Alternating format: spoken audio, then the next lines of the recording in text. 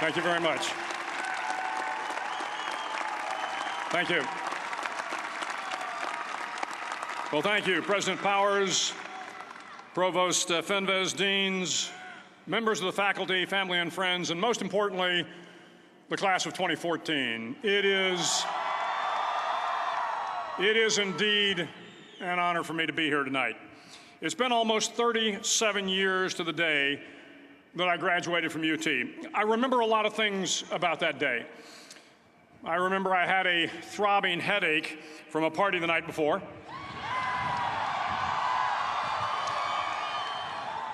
I remember I had a serious girlfriend, who I later married. That's important to remember, by the way. And I remember I was getting commissioned in the Navy that day. But of all the things I remember, I don't have a clue who the commencement speaker was, and I certainly don't remember anything they said. So acknowledging that fact, if I can't make this commencement speech memorable, I will at least try to make it short. So the university's slogan is, "What starts here changes the world." Well, I've got to admit, I kind of like it. What starts here changes the world. Tonight, there are almost 8,000 students, or there are more than 8,000 students, graduated from UT. So that great paragon of analytical rigor, Ask.com, says that the average American will meet 10,000 people in their lifetime. 10,000 people, that's a lot of folks. But if every one of you changed the lives of just 10 people, and each one of those people changed the lives of another 10 people, and another 10, then in 5 generations, 125 years, the class of 2014 will have changed the lives of 800 million people. 800 million people. Think about it. Over twice the population of the United States. Go one more generation, and you can change the entire population of the world, 8 billion people. If you think it's hard to change the lives of 10 people, change their lives forever, you're wrong. I saw it happen every day in Iraq and Afghanistan. A young Army officer makes a decision to go left instead of right down a road in Baghdad, and the 10 soldiers with him are saved from a close-in ambush. In Kandahar province, Afghanistan, a non-commissioned officer from the female engagement team senses that something isn't right and directs the infantry platoon away from a 500-pound IED, saving the lives of a dozen soldiers. But if you think about it, not only were those soldiers saved by the decisions of one person, but their children were saved, and their children's children. Generations were saved by one decision, one person. But changing the world can happen anywhere, and anyone can do it. So what starts here can indeed change the world. But the question is, what will the world look like after you change it? Well, I'm confident that it will look much, much better. But if you'll humor this old sailor for just a moment, I have a few suggestions that may help you on your way to a better world. And while these lessons were learned during my time in the military, I can assure you that it matters not whether you ever served a day in uniform. It matters not your gender, your ethnic or religious background, your orientation, or your social status. Our struggles in this world are similar, and the lessons to overcome those struggles and to move forward, changing ourselves and changing the world around us, will apply equally to all. I've been a Navy SEAL for 36 years, but it all began when I left UT for basic SEAL training in Coronado, California. Basic SEAL training is 6 months of long, torturous runs in the soft sand, midnight swims in the cold water off San Diego, obstacle courses, unending calisthenics, days without sleep, and always being cold, wet, and miserable. It is 6 months of being constantly harassed by professionally trained warriors who seek to find the weak of mind and body and eliminate them from ever becoming a Navy SEAL. But the training also seeks to find those students who can lead in an environment of constant stress, chaos, failure, and hardships. To me, basic SEAL training was a lifetime of challenges crammed into 6 months. So here are the 10 lessons I learned from basic SEAL training that hopefully will be of value to you as you move forward in life.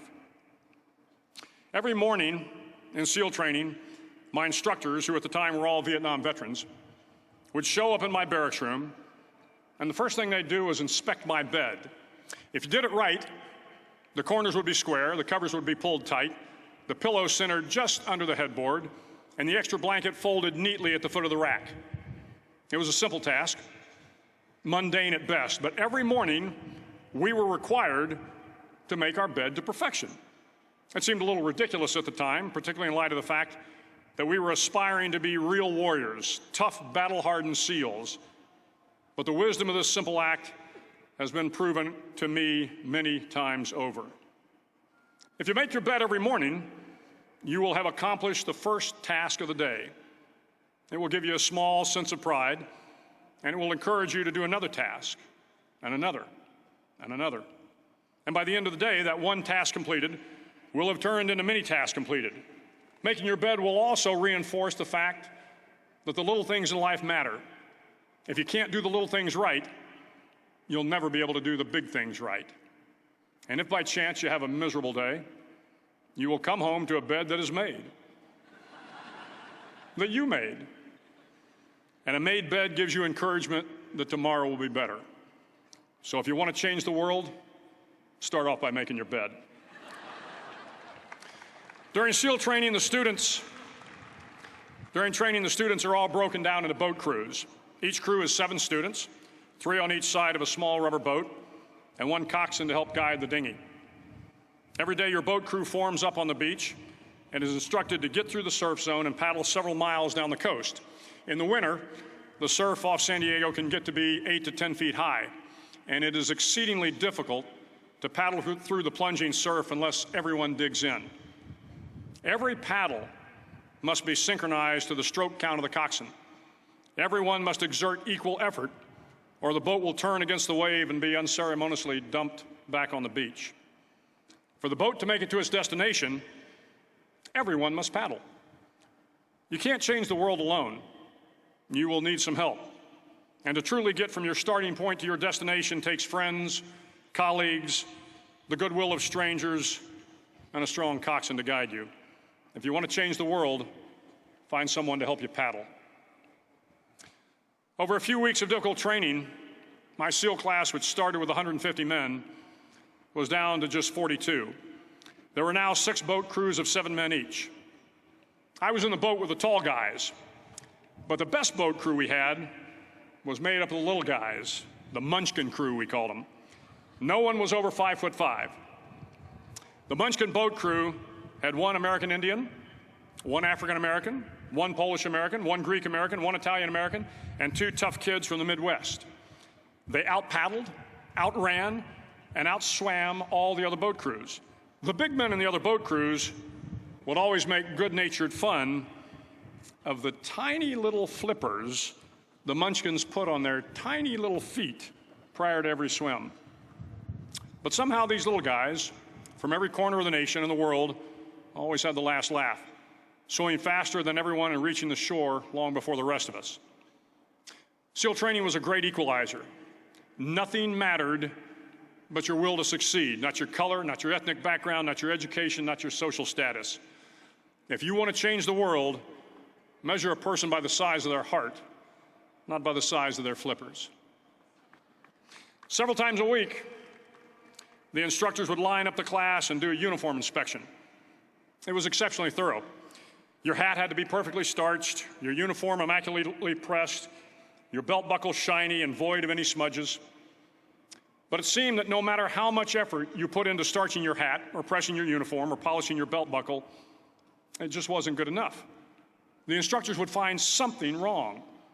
For failing the uniform inspection, the student had to run, fully clothed, into the surf zone, then wet from head to toe, roll around on the beach until every part of your body was covered with sand. The effect was known as a sugar cookie. You stayed in the uniform the rest of the day, cold, wet, and sandy. There were many a student who just couldn't accept the fact that all their efforts were in vain, that no matter how hard they tried to get the uniform right, it went unappreciated. Those students didn't make it through training. Those students didn't understand the purpose of the drill. You were never going to succeed. You were never going to have a perfect uniform. The instructors weren't going to allow it. Sometimes, no matter how well you prepare or how well you perform, you still end up as a sugar cookie. It's just the way life is sometimes. If you want to change the world, get over being a sugar cookie and keep moving forward. Every day during training, you were challenged with multiple physical events: long runs, long swims, obstacle courses, hours of calisthenics, something designed to test your mettle. Every event had standards, times you had to meet. If you failed to meet those times, those standards, your name was posted on a list, and at the end of the day, those on the list were invited to a circus. A circus was 2 hours of additional calisthenics, designed to wear you down, to break your spirit, to force you to quit. No one wanted a circus. A circus meant that for that day, you didn't measure up. A circus meant more fatigue, and more fatigue meant that the following day would be more difficult, and more circuses were likely. But at some time during SEAL training, everyone made the circus list. But an interesting thing happened to those who were constantly on the list.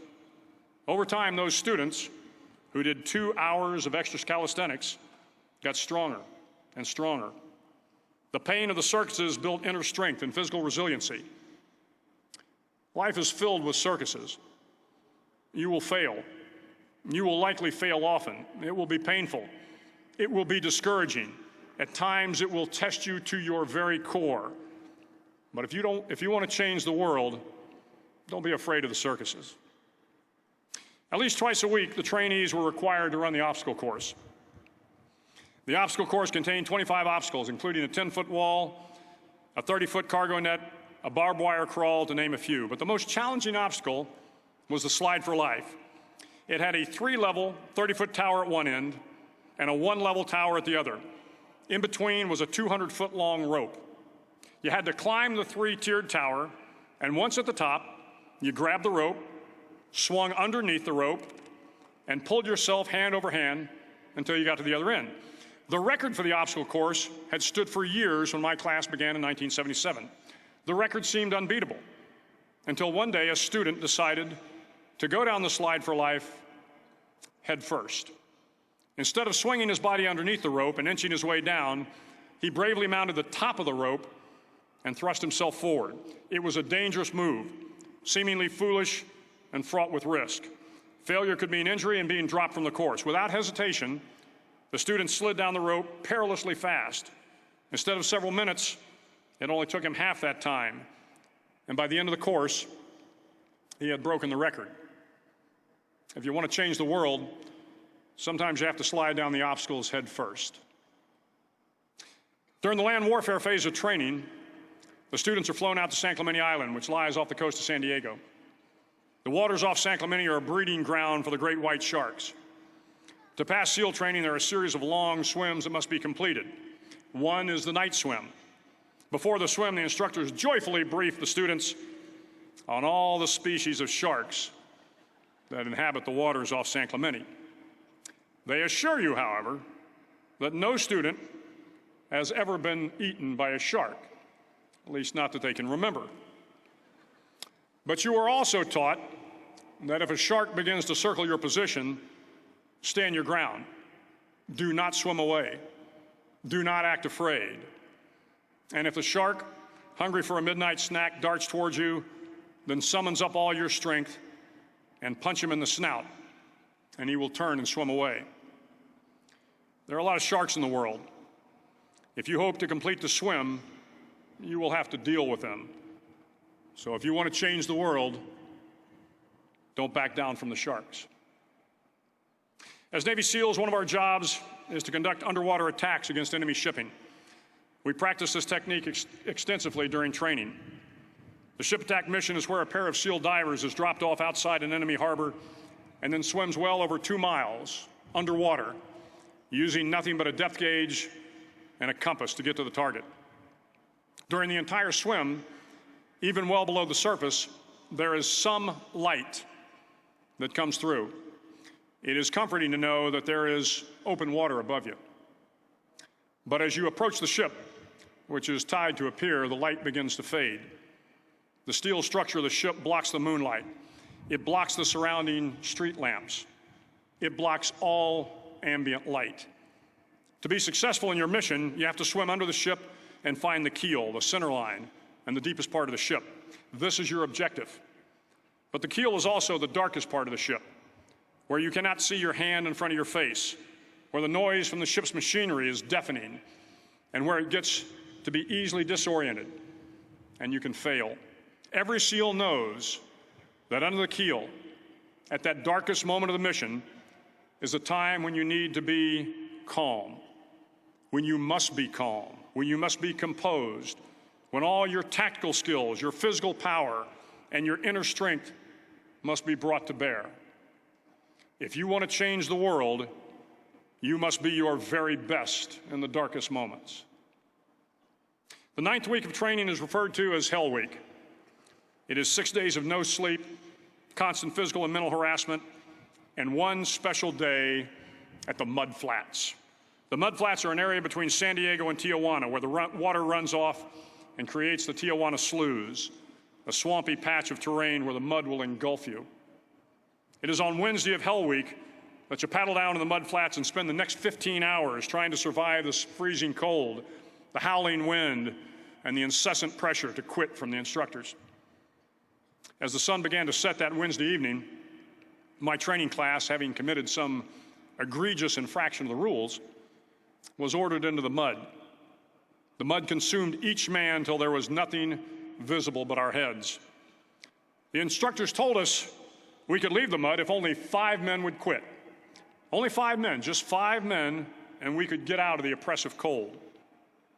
Looking around the mud flat, it was apparent that some students were about to give up.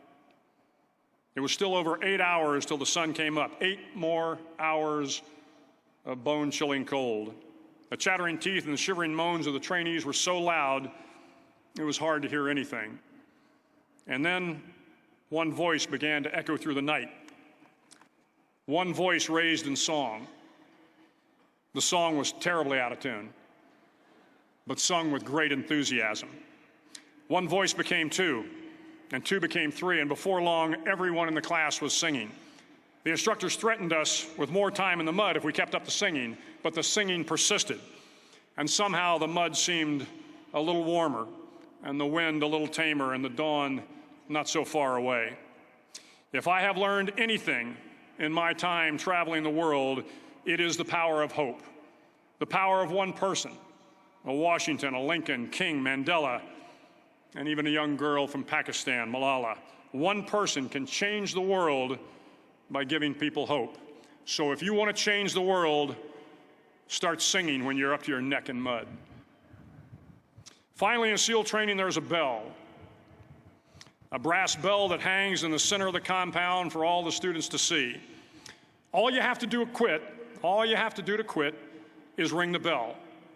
Ring the bell, and you no longer have to wake up at 5 o'clock. Ring the bell, and you no longer have to be in the freezing cold swims. Ring the bell, and you no longer have to do the runs, the obstacle course, the PT, and you no longer have to endure the hardships of training. All you have to do is ring the bell to get out. If you want to change the world, don't ever, ever ring the bell. To the class of 2014, you are moments away from graduating, moments away from beginning your journey through life, moments away from starting to change the world for the better. It will not be easy, but you are the class of 2014, the class that can affect the lives of 800 million people in the next century. Start each day with a task completed. Find someone to help you through life. Respect everyone. Know that life is not fair and that you will fail often. But if you take some risks, step up when the times are the toughest, face down the bullies, lift up the downtrodden, and never, ever give up. If you do these things, the next generation and the generations that follow will live in a world far better than the one we have today. And what started here will indeed have changed the world for the better. Thank you very much. Hook 'em horns.